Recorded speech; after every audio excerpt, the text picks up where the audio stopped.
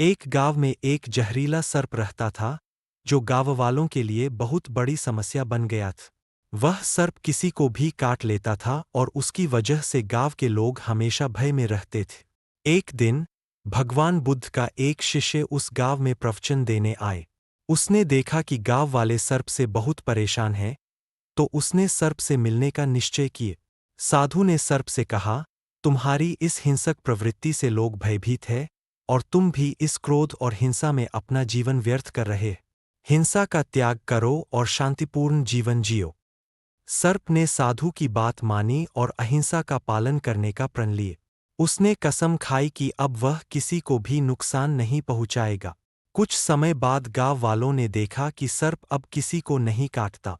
धीरे धीरे लोग निर्भीक हो गए और सर्प को परेशान करने लगे। बच्चे उसे पत्थर मारते, उसकी पूंछ खींचते और उसे बहुत तकलीफ देते, लेकिन सर्प ने अपने प्रण के कारण किसी को नुकसान नहीं पहुंचाए।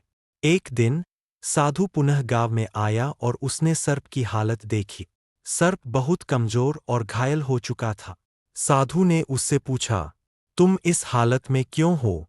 सर्प ने उत्तर दिया, मैंने आपकी शिक्षा का पालन किया और अहिंसा का व्रत लिया, इसलिए अब मैं किसी को नहीं काटता। लेकिन लोग अब मुझसे डरते नहीं और मुझे बहुत तकलीफ देते हैं। साधु ने मुस्कुराते हुए कहा, मैंने तुम्हें कहा था कि हिंसा मत करो, लेकिन यह भी नहीं कहा था कि तुम अपनी रक्षा न करो।